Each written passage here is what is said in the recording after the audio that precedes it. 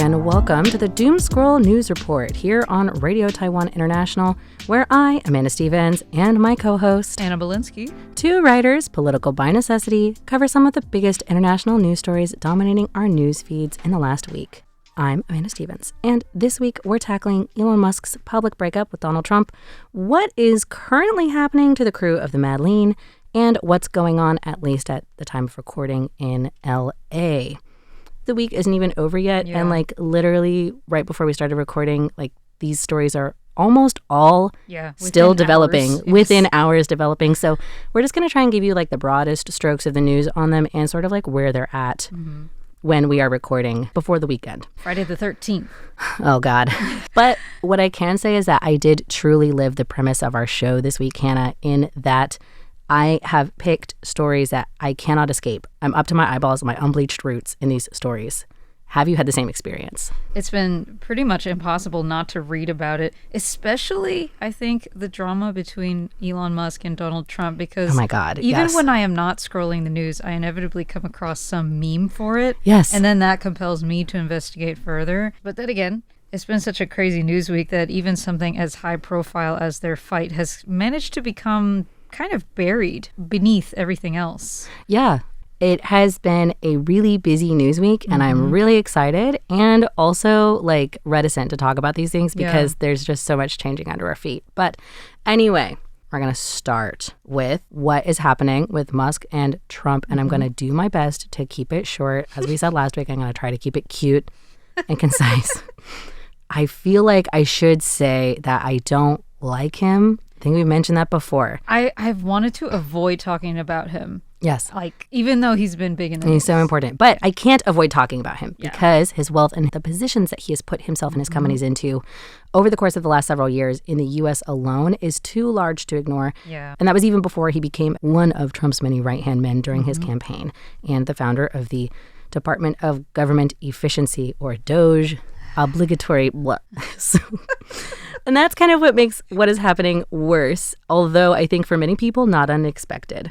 So straight from the horse's mouth, a New York Times article by Kirsten Grind and Megan Twohey, or at least they re-summarized the article, which alleged that Elon Musk is in the middle of a deteriorating drug habit so bad that those near him are worried for his health.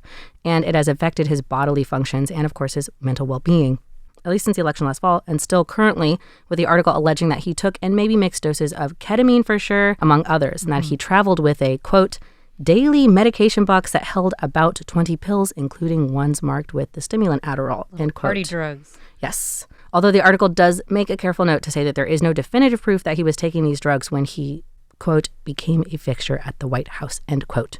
But to be truthful, Hannah, this article didn't surprise me because I assume without factual backing that most high-profile Silicon Valley people are on drugs.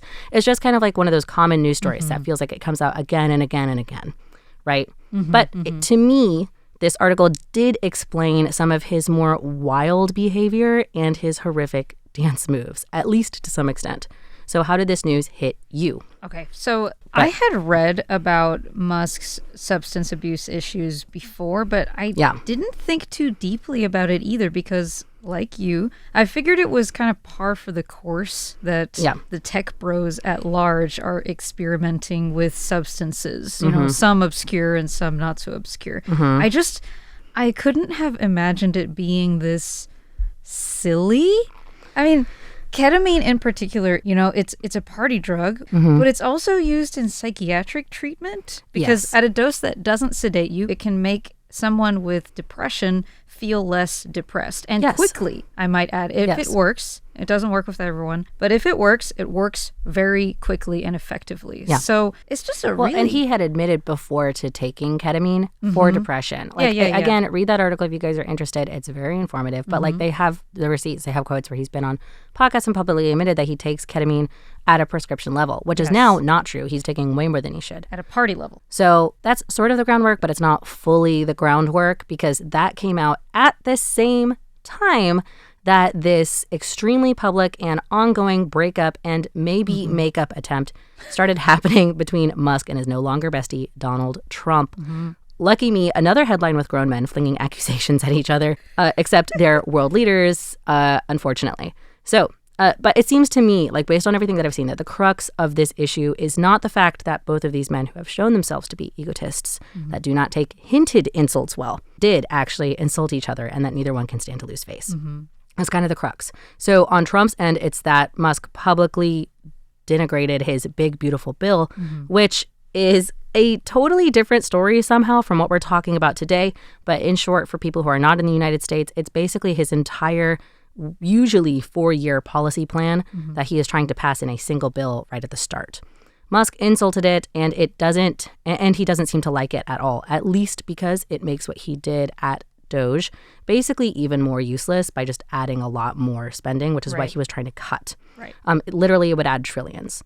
Then on Musk's side, additionally, like on that exact same day that he did a polite goodbye for the presses, Trump humiliated him post-camera by not only denying his pick to NASA, which he likely wanted or was depending on to prop up SpaceX, but he got literally everybody else in the room to dunk on Musk's pick by like going around and saying, allegedly, but going around and saying like, would you vote for him? Would you vote for him? And everybody said no. The BBC has a good summary of this escalation by Anthony Zurcher. So this is still a developing story, as I alluded to. There are now reports coming out that Musk regrets his outbursts and is possibly looking to reconcile. But Hannah, what I actually would like to ask you is, why do you think that it's important, or even to what degree you think that it's important, that people have to follow the interpersonal drama of these two narcissistic billionaires? And kind of like, in what ways could or has it affected people's lives? So when Musk was at Doge, very gleefully gutting the federal government, I remember following this subreddit called r/Fed News. And it was for federal workers, government workers, to talk about their job. Yeah. And I followed this subreddit pretty closely, and the posters there detailed just what kind of stupidity that the various affected government agency employees were having to put up with. And I remember, in particular, reading a lot of sad posts from people who really liked their job, really enjoyed what they did, and working for a country that they loved, being unexpectedly fired or being basically forced to quit, or being forced to return to the office where before they were working from home and they couldn't make that work anymore. So since Trump and Musk's shenanigans back when they got along very much had an impact on real people, I think we can expect similar fallout from their breakup or getting back together, or, their on and off relationship, I guess we could say. I do agree with you. It seems like their arguments will directly affect whatever policy they put in place. Exactly. Which is meant to be to spite each other, but will hurt people, everybody else in the room. In the last week, he has lost a lot. Oh, yes. Just from tweeting. A lot of money. Just from posting. Anyway. But the most epic thing that could possibly happen, in my mind, would be if Trump deported him. Because he's an immigrant. That would be awesome. But unfortunately, as you mentioned, it seems like they've already buried the hatchet. Fun's over, everybody go home. Not really buried the hatchet.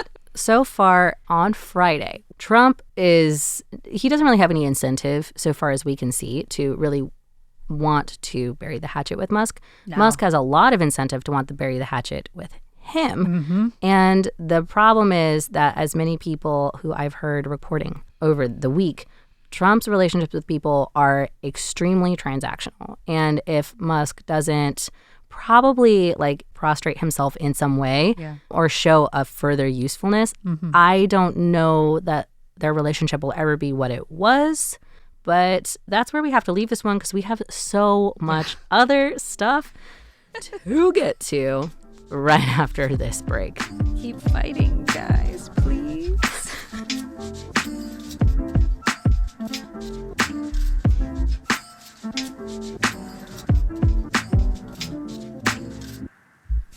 Okay, now the second story that we're covering is about the Madleen Activist ship and its following reception and kind of what is happening now.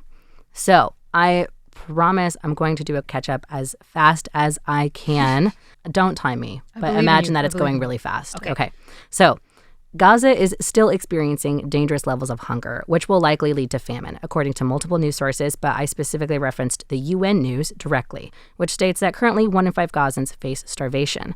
This information comes after our last episode, and Israel has agreed to allow 100 aid trucks in, which would be good, but the UN says to adequately address hunger, somewhere around 500 trucks would actually be needed. And as we covered last time as well, those extra trucks are literally just waiting over the border. They're just not allowed in. Yep. There's also the fact that, as alluded to last week, Palestinians are being shot at while just trying to go and get the aid in the first place. There are many other problems with the aid situation as well, and all of this is exactly what the Madleen, a small sailboat crewed by 12 activists, were trying to bring international attention to when they set sail from Italy, I think Tuesday, June 1st, but I have seen so many different dates for this entire excursion. So I will tell you that I got my dates from a Reuters article by Crispian, Balmer, and Rami Amichay. It's been hard to find the facts on this story in particular. Yes, but that boat carried a symbolic amount of aid. Notable for me was baby formula, which is not included in any of the aid provided by the Israeli government. The Madleen then wanted to attempt to land and symbolically break the still ongoing blockade of aid on the Strip, although it is notable that Israel has enforced a naval blockade against Palestine since 2007. So this is kind of like clashing blockades. Right. Israel vowed to stop the boat from landing, even as it only carried that small amount of aid and 12 activists.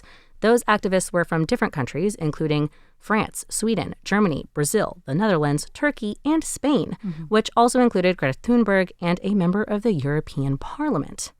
This story got a lot of news on my feed, but I kind of wanted to ask you, which of the activists on the Madleen did you hear the most about before they were intercepted? And did you ever have any hope that it would be able to land? I definitely heard about Greta the most, and I think that was intentional on her part because she knew that if she participated, then that would give the flotilla more publicity, put even more eyes on it, create a greater sense of accountability. Because what, are you guys going to kill Greta Thunberg? Who's 22. Because then everybody's going to know. But as to whether I believed it would land, I really felt kind of cynical about it all. Yeah. Considering the total land, sea, and air blockades that have been imposed on the Gaza Strip by Israel for, I think, about as long as we've been alive. I knew that it was going to be more of a symbolic thing than anything, and I honestly just kind of worried about it more, more worried about their safety.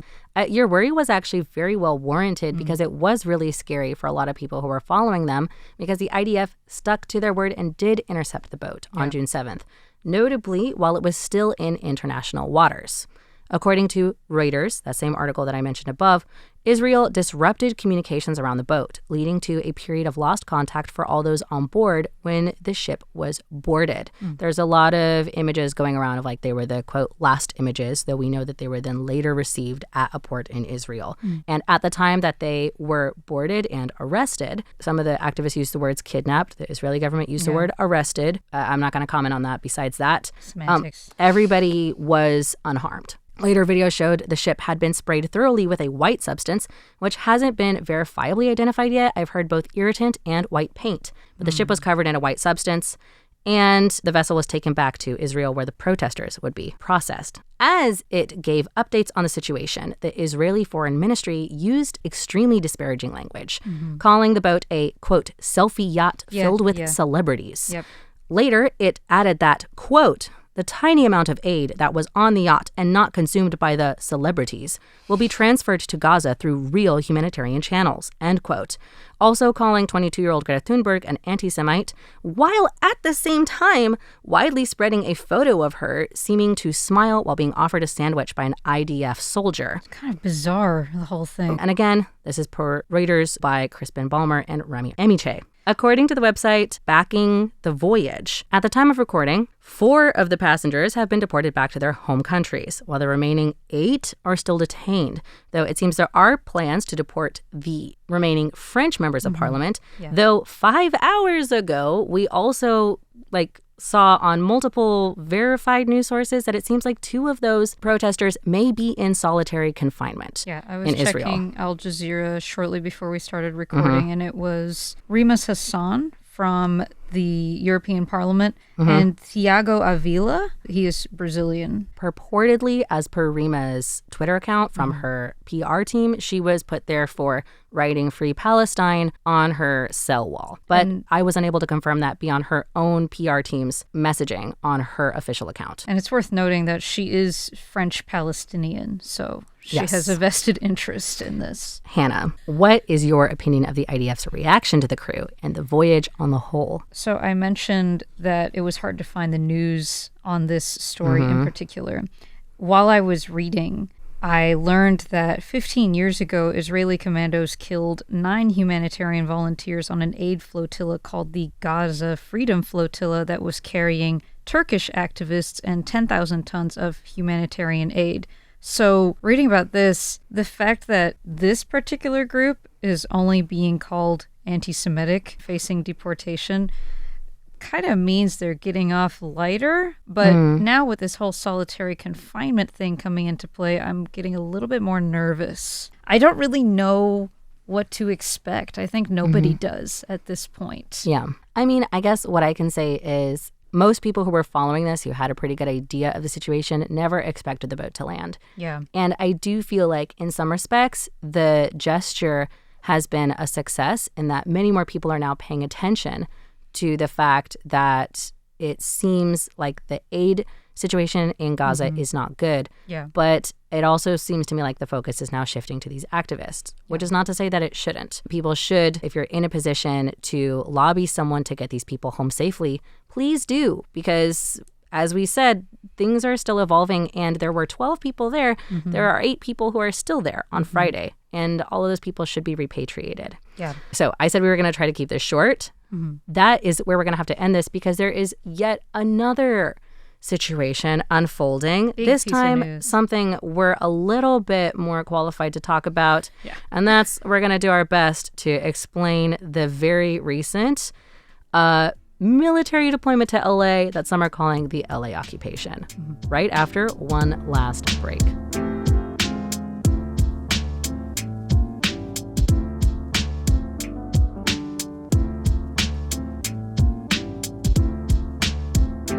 All right, this is the final, extremely quickly changing story that we are covering today. We actually postponed recording yesterday because I wanted to research this one more. And it also has changed within the last 6 hours before we recorded this. So a lot of this information is coming from current news reporting. Those news sources that I have been following have been the New York Times. And if you want an article that will summarize what happened up until last Monday, which is kind of like where this started, we used one by Dan Manigan for CNBC. So, if you or someone you love is from the USA, you may be familiar with the fact that the president has called the National Guard to Los Angeles, California, against the wishes of the governor and seemingly pretty much everybody who is actually in California. This has led to a situation which many have called the occupied LA. But what does that mean? I actually had to learn about the National Guard to be able to record this story, but the National Guard is sort of like auxiliary troops, and each state has their own, and they are supposed to be ordered around by the governor of that state. There are ways that the president can supersede a governor's wishes and call on the National Guard without the governor wishing to do so or asking for help. But that has only actually happened once in the past. What started this whole thing is that ICE, or the Immigration Enforcement Agency, has been trying to deport many people. We have covered this many times.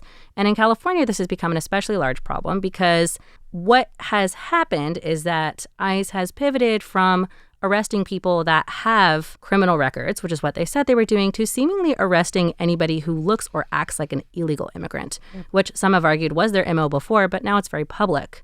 One of the reasons that protests in Los Angeles started is because ICE agents rolled up to a Home Depot parking lot or a store like that. There was also a clothing manufacturer. Yeah, there were about 4 businesses total. Yes, and they started rounding up people.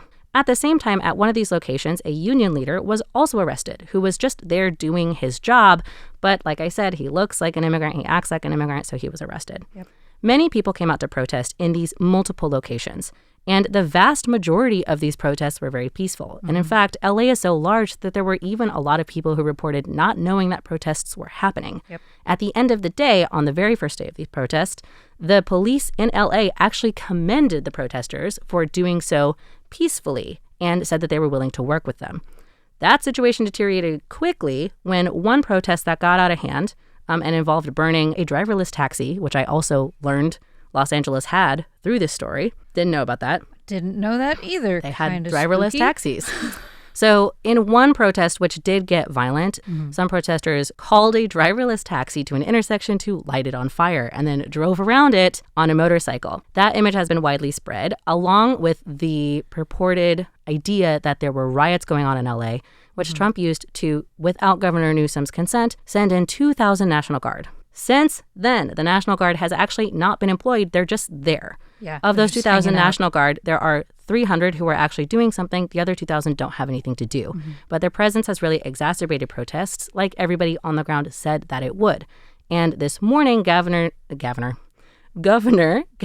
Newsom spoke to the New York Times to say his point a little bit more clearly. How much do you think these public protests and demonstrations, here I'm referring to the larger peaceful protests that took place in LA on that day, can actually make a difference in these cases? I think, these ICE agents, they're doing very obviously ugly and evil things that most members of the general public who have any kind of moral compass cannot in good faith support when they see, just when you how, actually see it. Yeah, when you see just how ugly and evil they really are. Yeah, we have reports that are saying like people have stopped attending public functions like work or school because they're so afraid of being deported.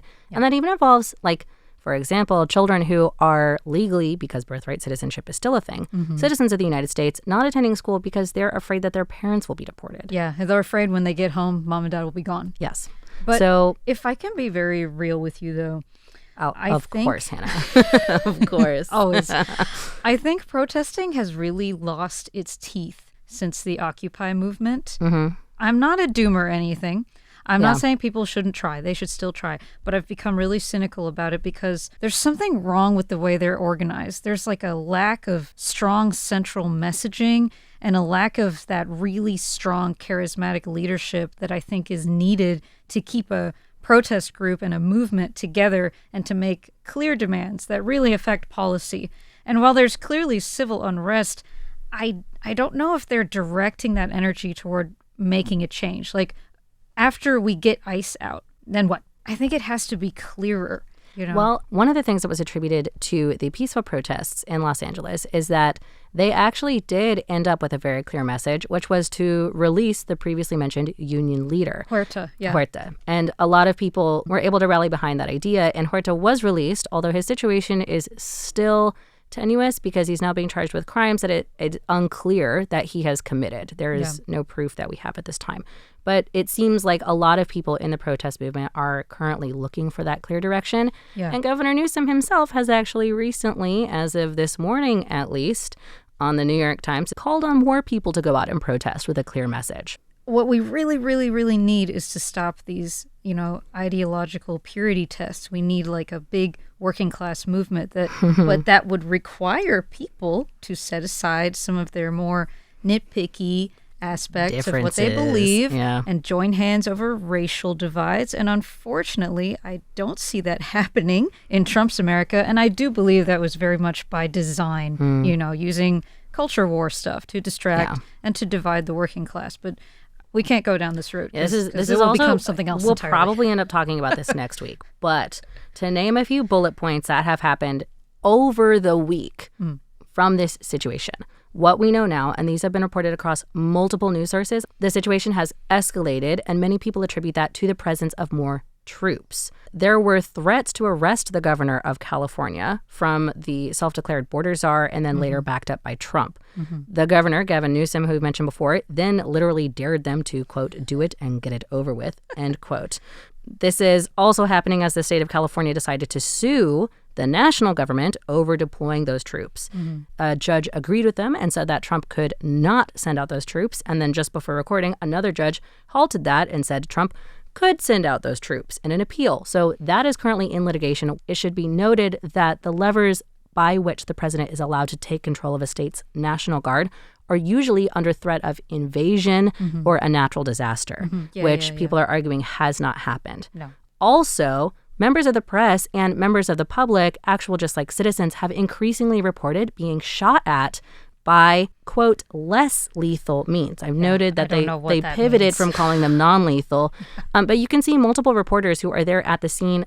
I am unclear if it is the LAPD or if they are other members of enforcement who are shooting at these people. But there are civilians who are just trying to get home who are getting shot in the stomach. There are reporters who have been shot in the head, shot in the leg, shot in all sorts of places with clear press badges. Also, the government sent out 700 Marines in addition. And they're really spinning this into being a crisis, while at the same time, what seems to me kind of making this crisis worse. It's interesting because the couple of friends that I have who are based in LA are posting stories or images of their day-to-day, which looks like any other day. And they're saying what you are seeing is sensationalized. And that is what gets to what a lot of Californians are saying. And again, what Gavin Newsom himself said is that Los Angeles is so very large that a lot of LA is just functioning normally, which is exactly why they're arguing that Trump should not be sitting in the National Guard.